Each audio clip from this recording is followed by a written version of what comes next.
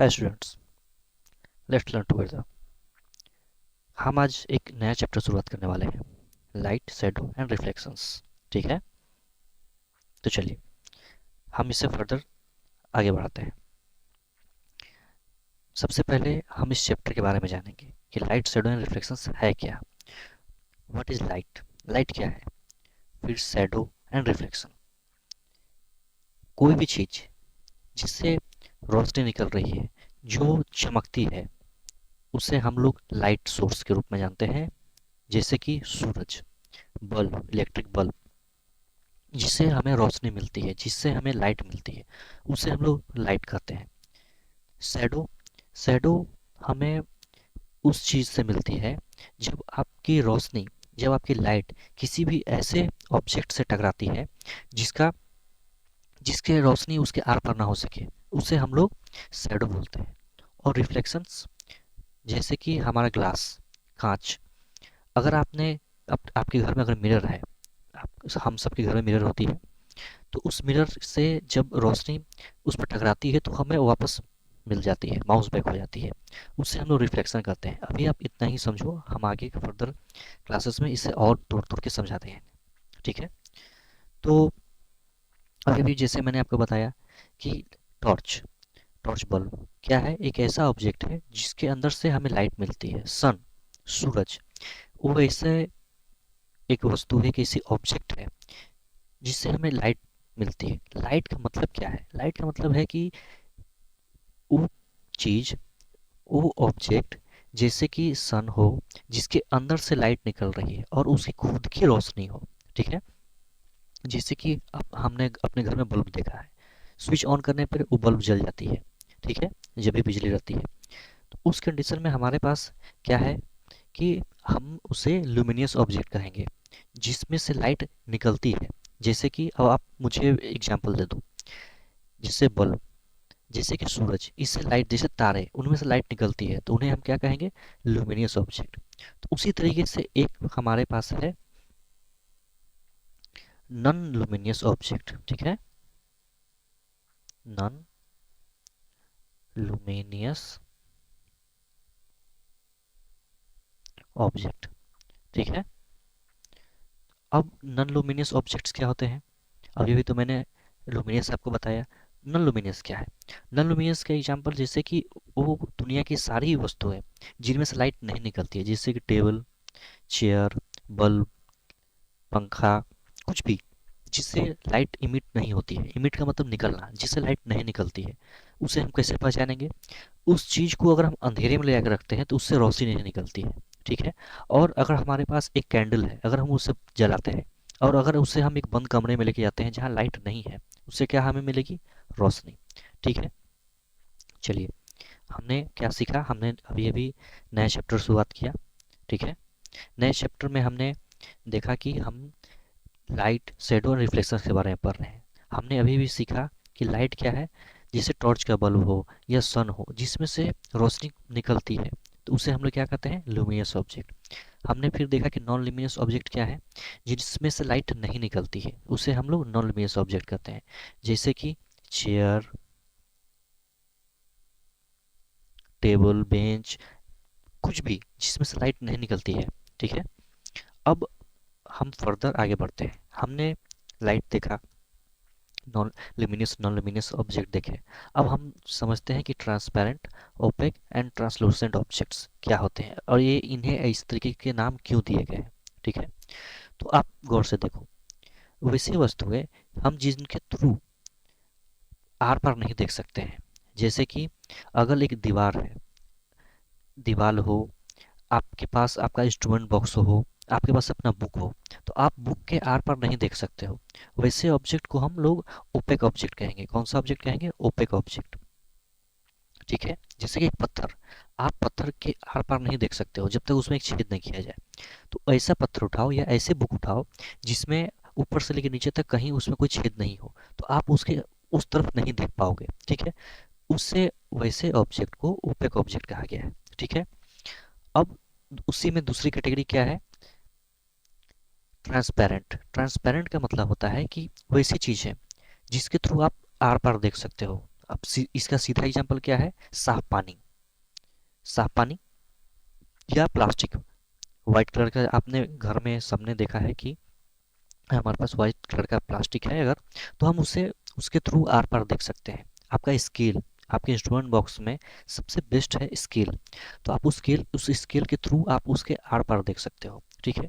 लेकिन इन्हीं सब के, इन दोनों के बीच में एक एक ऐसा ऑब्जेक्ट जिसके थ्रू आप आर पार देख सकते हो, ओपेक ऑब्जेक्ट जिसके थ्रू आप आर पार नहीं देख सकते हो।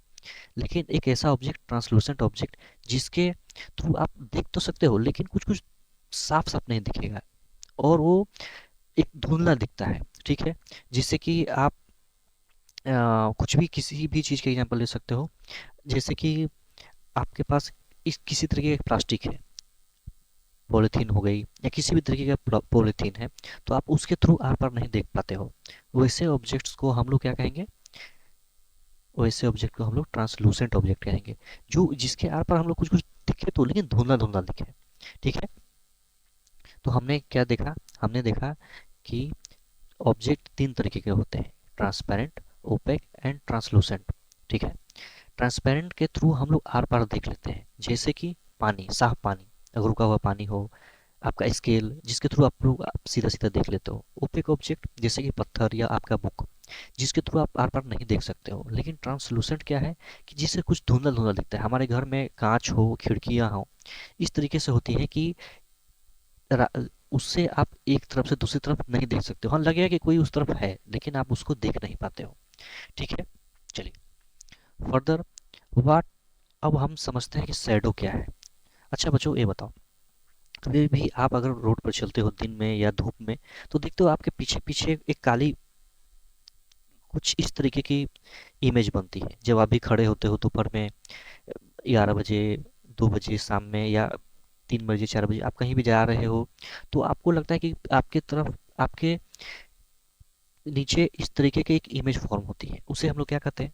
उसे ही हम लोग शैडो कहते हैं। आप उसे शैडो के रूप में जानते हो। जैसे कि अगर आपने एक कैंडल जलाया है, ठीक है, ठीक है, और कोई एक स्क्वायर साइज का आप अपना बुक रखते हो, ठीक है, अब एक कैंडल ये जल रही है, ठीक है, तो उस बुक का एक रिफ्लेक्शन बनता है, एक शैडो बनती है इस तरीके की, ठीक है। उस आप एक बंद कमरे में जाओ, एक कैंडल जलाओ, ठीक है, और अपने बुक को उसके सामने रखो। उस बुक का एक, उसी का एक छाया, शैडो, जिसे हम हिंदी में बोलते हैं छाया, एक शैडो फॉर्म होती है। इसे, उस ऑब्जेक्ट को हम लोग, वो एग्जैक्टली आपके, जो आपकी बुक है या कॉपी है, उसके या तो बड़ी है, उससे छोटी हो सकती है, ठीक है। इस ऑब्जेक्ट को हम बड़ा छोटा कैसे करते हैं, इसके लिए भी बताता हूँ। अगर आप अपने ऑब्जेक्ट को, जैसे कि आपने अपने बुक को कैंडल के एकदम नज़दीक रखा तो ऑब्जेक्ट बहुत बड़ा बन रहा है। उससे थोड़ा दूर दूर दूर दूर दूर करते चले गए तो ऑब्जेक्ट, जो आपका ये शैडो है, वो छोटा बनते चला जाएगा। तो वो उस पर हम लोग बाद में जाएंगे। पहले हम समझते हैं कि शैडो क्या होती है, जिसे हिंदी में छाया कहते हैं, ठीक है। तो अगर किसी भी ओपेक, ये सिर्फ आपको आपके ओपेक ऑब्जेक्ट के थ्रू है, क्योंकि लाइट को ये इस ऑब्जेक्ट के थ्रू ये पास ही नहीं होगी, ठीक है। अगर ये ऑब्जेक्ट है जैसे कि आपका बुक, लाइट इसके थ्रू पास ही नहीं हो रही है, पूरे की पूरी लाइट यहीं रुक जा रही है, तो इस यहाँ पर कुछ लाइट जा ही नहीं रही है, तो यहाँ पे इस तरीके का एक काला, एक ब्लैक टाइप का एक शैडो फॉर्म होगा, ठीक है। अब हम समझते हैं कि शैडो हमें कुछ इन्फॉर्मेशन देते हैं, जैसे कि हमारे ऑब्जेक्ट का साइज, लेकिन ज़रूरी नहीं कि ये हर बार सही ही हो। जैसे कि आपने बचपन में, या अभी भी आप किसी भी बच्चे के, या कभी भी कहीं भी आपने देखा होगा, इस तरीके से अगर हम अपने हाथ को करते हैं या डिजाइन बनाते हैं, ठीक है, और एक, आपने एक अपने दोस्त को खड़ा कर लो टॉर्च लेके, और उसको बोले कि मेरे हाथ के ऊपर इस तरीके से रोशनी करे, तो आप अपने देखोगे कि हाथ के डिजाइन से आप उसे कुछ ना कुछ बना सकते हो। आपके हाथ का जेस्चर कुछ भी हो, डिजाइन कुछ भी हो, लेकिन वो कभी कुत्ता या भालू कुछ भी बना लेते हैं या तितली बना लेते हैं। तो एग्जैक्टली शैडो क्या है? शैडो आपको इन्फॉर्मेशन देती है shape of the object, but हर समय ये सही नहीं होती है, ठीक है। अब आगे, आगे मैं आपको ये समझाता हूँ कि आपके बुक का एक्टिविटी ये था 8.2, ठीक है। अब एक्टिविटी 8.3 पे आते हैं। इसमें आपको आपने क्या करना है कि किसी भी अपने फ्रेंड को एक रूम में लेके जाके उसके ऊपर टॉर्च बार जलानी है। ठीक है। अगर आप उस पर टॉर्च जलाते हो तो उसका एक इमेज फॉर्म होता है, उसके पीछे उसका एक शैडो क्रिएट होता है। शैडो क्या है? क्योंकि आपका फ्रेंड क्या है? Opaque object. कौन सा ऑब्जेक्ट? Opaque object. ओपेक का मतलब क्या है? जिससे रोशनी आर पार नहीं हो सकती है, जिससे लाइट पास थ्रू नहीं हो सकती है। तो आपका फ्रेंड जब खड़ा है वहाँ तो उसके थ्रू रोशनी या जो भी लाइट है पास नहीं होती है, तो उसका एक ऑब्जेक्ट यहाँ क्रिएट होता है जिसे हम लोग शैडो कहते हैं। ठीक है। तो हम लोग जल्दी जल्दी रिवीजन कर लेते हैं। हमने एक नया चैप्टर शुरुआत किया है। ठीक है। हमने एक नया चैप्टर शुरुआत किया है, लाइट, शैडो एंड रिफ्लेक्शन। हमने लाइट के बारे में जाना कि वो ऐसा सोर्स जिसके अंदर से खुद से लाइट निकल रही हो, जैसे कि सन। फिर हमने शैडो को जाना कि अगर किसी ओपेक ऑब्जेक्ट, कौन सा ऑब्जेक्ट? ओपेक ऑब्जेक्ट, जिसके थ्रू लाइट पास नहीं हो सकती है, जैसे कि आपका बुक बेस्ट एग्जांपल, जिसके थ्रू लाइट पास नहीं हो सकती है, उससे हम लोग उस उसके थ्रू जब लाइट पास नहीं होगी तो एक ब्लैक कलर का एक शैडो क्रिएट होगा, उसे ही हम लोग शैडो कहते हैं। और रिफ्लेक्शन, जब किसी से लाइट बाउंस बैक होके जब उससे रोशनी टकरा के वापस आ जाती है, उसे हम लोग रिफ्लेक्शन कहते हैं। ठीक है। फिर हमने देखा कि बल्ब हो या सन हो हमारे सोर्स ऑफ लाइट है। इसके इसे हम लोग लुमिनियस ऑब्जेक्ट कहते हैं। ठीक है। फिर हमने सीखा कि ऑब्जेक्ट, ओपेक ऑब्जेक्ट क्या है? वैसे ऑब्जेक्ट जिसके थ्रू हम लोग आर पार नहीं देख सकते हैं, उसे ओपेक कहते हैं। ठीक है। फिर हमने देखा कि ऐसे ऑब्जेक्ट जिसके थ्रू लाइट आर पार हो जाती है, उसे हम लोग ट्रांसपेरेंट ऑब्जेक्ट कहते हैं। इसका बेस्ट एग्जांपल आपके पास क्या है? आप किसी वाइट कलर का प्लास्टिक हो, ट्रांसपेरेंट प्लास्टिक हो, या आपका स्केल हो, वो ट्रांसपेरेंट में चली जाती है। ठीक है। ट्रांसलूसेंट वैसा जिसके थ्रू आपको लगे तो कि कुछ धुंधला धुंधला उस तरफ है, जैसे कि ग्लास। इसका बेस्ट एग्जांपल है आपका ग्लास। ठीक है। फिर हमने देखा कि नॉन लुमिनस ऑब्जेक्ट क्या है, जैसे कि वैसे वस्तुएं, वैसे ऑब्जेक्ट्स जिसके खुद की रोशनी नहीं होती है, उसे हम लोग नॉन लुमिनस ऑब्जेक्ट कहते हैं। ठीक है। फिर हमने transparent, opaque, non luminous object object को समझा। उसके बाद हमने शैडो को जाना कि शैडो क्या है। किसी भी ओनली ओपेक ऑब्जेक्ट के थ्रू ही जब लाइट पास नहीं करती है तो हमें एक ब्लैक कलर का शैडो मिलता है, इसे ही हम शैडो कहते हैं। जो उसके शेप के हिसाब से भी हो सकती है या उससे बड़ा छोटी भी हो सकती है। मैंने बताया कि जैसे जैसे आप उसको रोशनी के नज़दीक रखोगे, आपका इमेज, आपका जो शैडो है बड़ा बनेगा, और जैसे जैसे दूर करते जाओगे वो ऑब्जेक्ट छोटा होते चला जाएगा, उसका इमेज शैडो छोटा होते चला जाएगा। फिर मैंने आपके बुक के 8.3 जो एक्टिविटी है उसको बताया कि अपने दोस्त को बंद कमरे में या किसी भी ऐसे जगह पे जहाँ रोशनी नहीं है उस पर अगर टॉर्च जलाया जाए तो उसका एक शैडो क्रिएट होता है। इसे ही हम लोग शैडो फॉर्मेशन कहते हैं।